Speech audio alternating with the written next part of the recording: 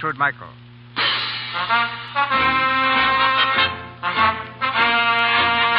With the cheers of his men still ringing in his ears, Jean Lafitte sailed alone to New Orleans to place his army of pirates at the disposal of the government.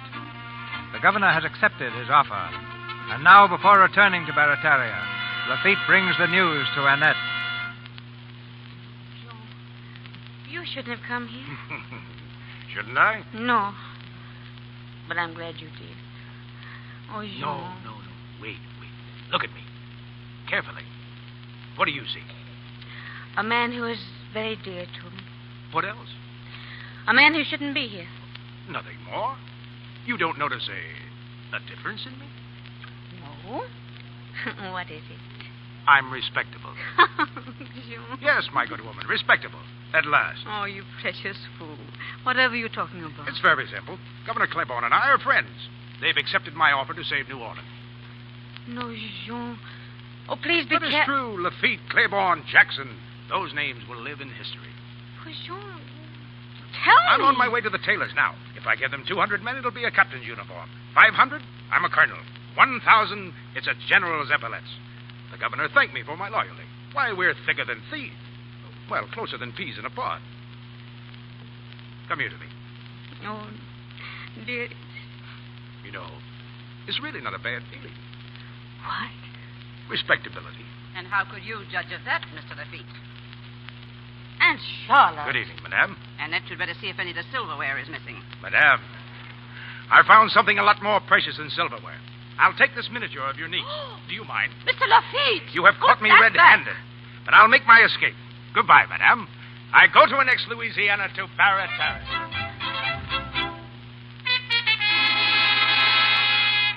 I'm very much afraid, Governor Claiborne, that you've been taken in.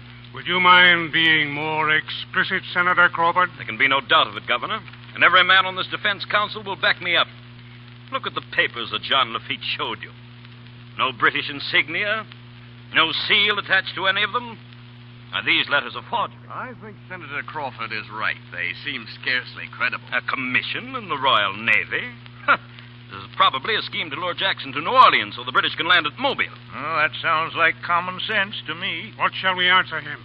I know the exact answer, Governor. Dead pirates make the best pirates. Very well. We'll send our ships to storm Barataria.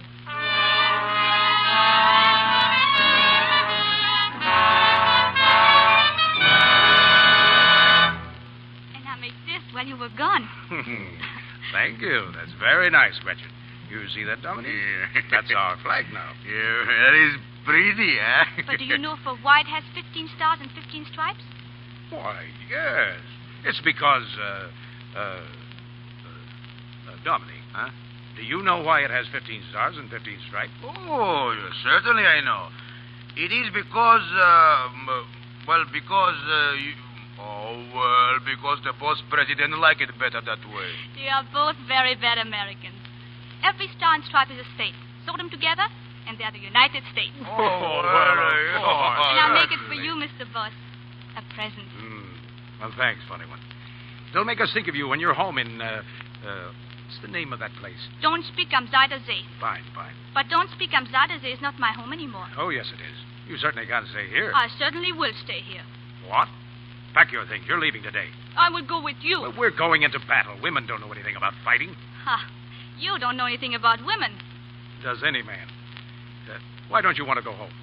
Oh, because. Well, that's not a good enough excuse. Mr. Bott, who is that girl? The one in the picture you bring back. Oh, that. A lovely lady who lives in New Orleans. Oh. Is that why you want me to go home? You're a little fool, aren't you? Yes. I know that before you say it. Her hair is very pretty, too. And her eyes, they... I will go, boss. Boss, American ships are putting in. Aha, there you are, Dominique. American boats. They come to join us. Come on, give them a welcome. Hey, ring the bell! Ring the bell! All right, you men, get into the longboats. Pilot them to the landing. Viva los Americanos! Viva! Hey, boss. What are they doing? Firing on us. My friend, you got your feet Hold your fire. Get back, I tell you. Don't fire. Dominic. Yes, boss. Dominic, get everybody out of here. Get them back to the bayous. Tell them to hide in the swamp. Aye, boss. Back to the bayous! All of you! Into the boat! Hey, get your families out!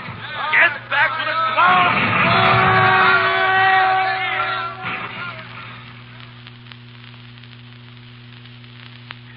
We let them come as friends, and they shut us down like dogs. Boss, you pushed the boat all the way to the swamps. Maybe you sleep a little now. Stars are out. Not for those men lying in the sand back there. Can't you forget your thought just for one moment? No. They'll hang every man they caught today. A 1 day's trial in New Orleans and 4 feet of rope. Maybe, boss. But what those ships did to your men is only what you have done to other people. That's not true. I saw it on the Corinthians. Those were never my orders.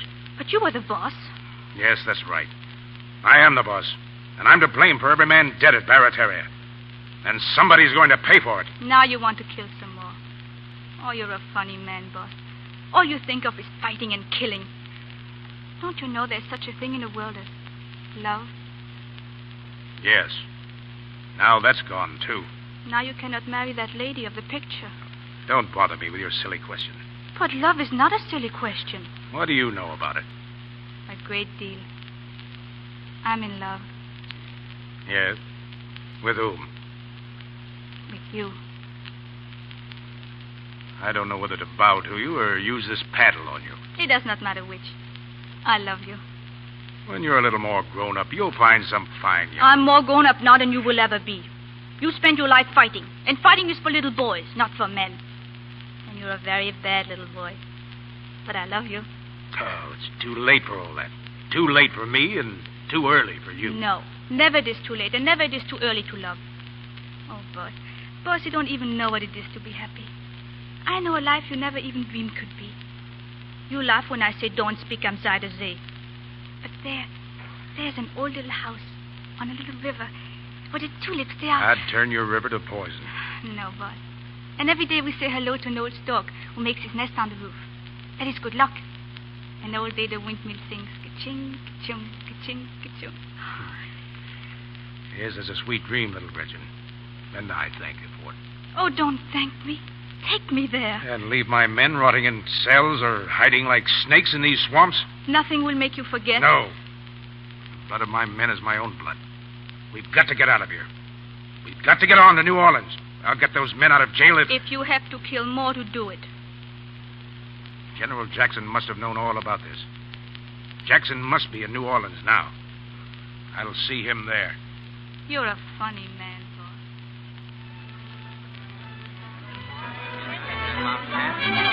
There he is, General Jackson. General Jackson. Where is he? I can't see. General Jackson, ma'am. Why, he's just coming through the door. Oh, yes, there he is. Thank you. Ladies, gentlemen, I'm honored by this gracious welcome to New Orleans. What can we do, General? How can we aid you? We need powder, food, and we need flints for our rifles. But above everything, we need men. Men to fight beside us for America. And now, I must beg you to excuse me.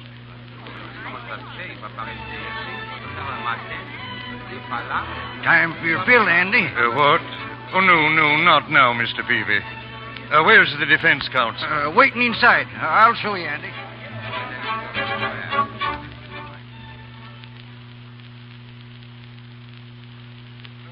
Carry a musket, General, but we have a right to know what'll happen to New Orleans. Before I'll surrender this city, gentlemen, I'll burn it to the ground. New Orleans will not be sacrificed to your madness. No, I begin to know America's friends from our enemies, Senator Crawford. The legislature will meet at once to discuss surrender. I believe, Senator, your sympathies are with the enemy. Better to be in the hands of the enemy than in the hands of a maniac. Mr. Peavy. What's bothering you, Andy? Show these gentlemen out. All right. Skedaddle now. Skedaddle. Come on. And shut the door, Mr. Peavy. I want to be alone for a while.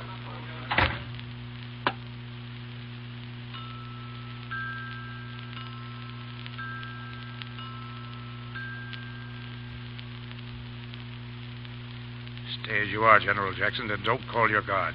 I have you covered. I'll call my guard when I'm ready. You seem to be looking for an easy way out of life. Where'd you come from? I've been standing outside that window. I want to speak to you. Who are you? My name is Lafitte. The pirate? The privateer. With a price on his head. I'll have no truck with men of your breed, Lafitte. At this moment, you're not in a position to be exclusive. You're an impudent devil and... What do you want? The lives of my men. Why should I give a horseshoe in Hades for their lives? Among other things, to save your own. Then I refuse. Your men are pirates. A scum fouling this city in its hour of need. And I don't relish threats. And I don't relish talk. You'll sign the order for their release. Now. Don't shoot, Mr. Peavy. That's an old trick, General. I'll keep my eyes on you. As you please. Mr. Peavy, this is Mr. Lafitte, the pirate. Evening, Mr. Lafitte. Shall I pull the trigger now, Andy?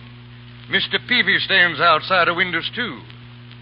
Have you anything to say, Lafitte, before I answer Mr. Peavy's question? Well, I have some personal property to dispose of. A matter of 8,000 flints. Flints? Musket flints? Where? Where the powder is. How much powder? 30 kegs, enough to work our cannon for a week. Put your gun on the table, Mr. Lafitte. Thank you. Get out, Mr. Peavy. Andy, can't I tie him up for you first? No, thank you. Go on. Are you lying about those flints? No, and I'm not lying about my men. The flints, are they in the city? When the last one of my men is released, I'll tell you. How many men have you? Enough to win this battle for you. Where are they? In the swamps and in jail. Well, by the They're men great... who live by fighting, deserters from every nation under the sun. I've a cannoneer of Napoleon, the blackest rogue unhung, and the best shot. All fighters. And all with bloody hands, eh? Like a soldier's. A soldier fights for his country. That's what we asked to do, and we're answered by bullets. You didn't ask me. I do now. General Jackson. What is it? What do you mean Monsieur by... Villeray, he must see you. This fella here, Andy, I guess he wants to see you, all right. Monsieur le Général, c'est incroyable, mais c'est vrai. Les Anglais ont apparu tout à Speak l'heure. English, man. Dans la maison même. Moi, je vais échapper seulement. Speak English. General, this man says the British have appeared at his plantation. Where's that? 8 miles from the city, on the Bayou Cattle. Are they in force? The whole army. We'll hold the line of the Rodriguez Canal. Mr. Peavy, call the officer of the guard. Have the bugler sound assembly. Colonel Butler, we march at once by the Chalmette Road. The Chalmette Road, General. Major Hans, get your Mississippi Dragoons into their saddles. Take the advance. Yes, General. Get General Coffee here. Assemble all commands at Chalmette. Get every man and musket into the ranks. Rouse the town. Body of death, I need men. What's your price, Lafitte? Full pardon for my men. And for yourself? 1 hour's start when the battle's over. It's a bargain. I'll sign the release. Make it a carte blanche on the jail. All right. Now get your devils out of the swamp and the jail and bring them to Chalmette. Crawford hasn't surrendered the city. Body of death. If he gets that legislature to surrender... It won't. If Crawford isn't there. Then by the 7 plagues of Egypt, he shouldn't be there. If someone has to run him through. Thanks. I knew I'd like you, General. We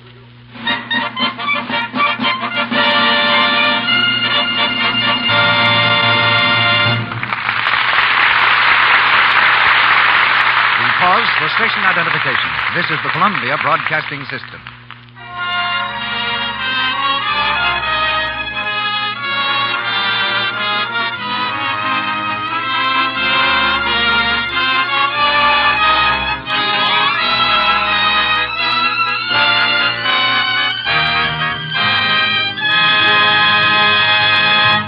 That was Act Two of The Buccaneer, starring Clark Gable with Olamp Bradner, Akim Temiroff, and Gertrude Michael, whom we hear in the third act following this short intermission.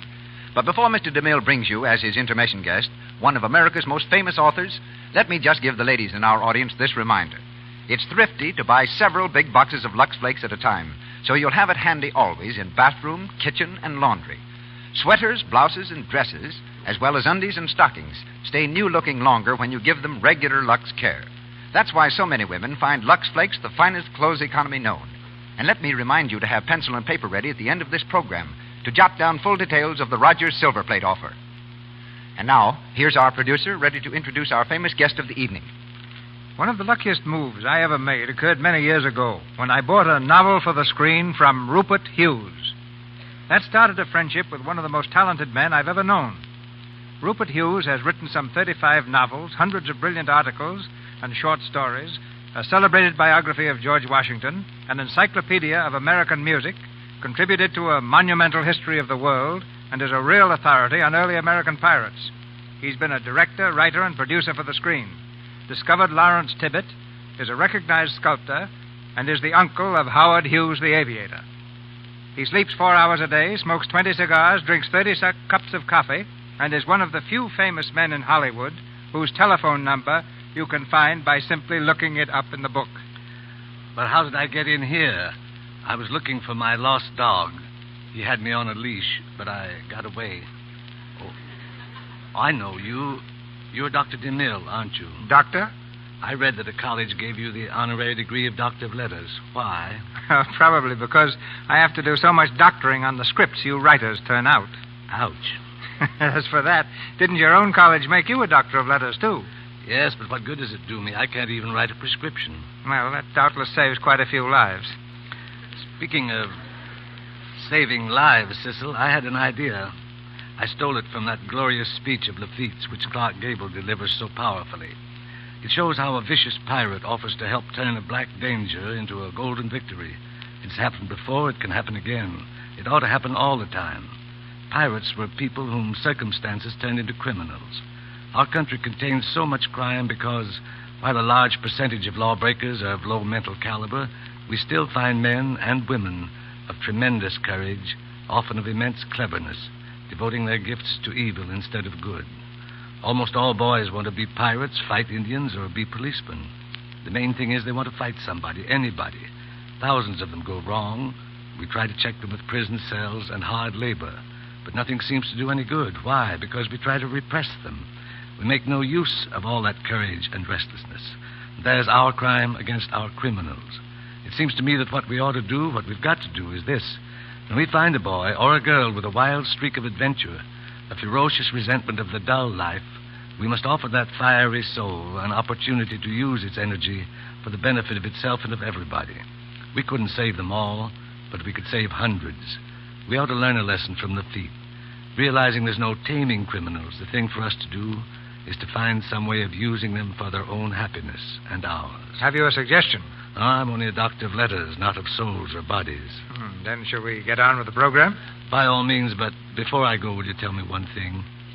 Does either of those two nice girls get Clark Gable, or do they divide him up? Wait and see. Pity he's not the Gable twins, the Gable sextuplets. Rupert, please go quietly. I can take a hint.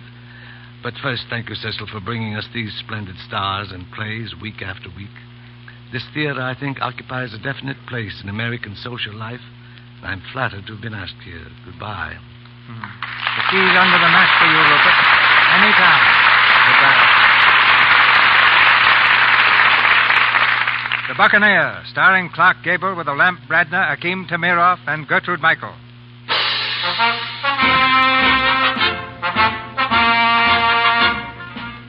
With the British on the march to New Orleans, a swift series of events crowded each other in the race for defense. Lafitte, with the order for release in his pocket, opens the jail doors for his men. We are free! The boats, they got us free!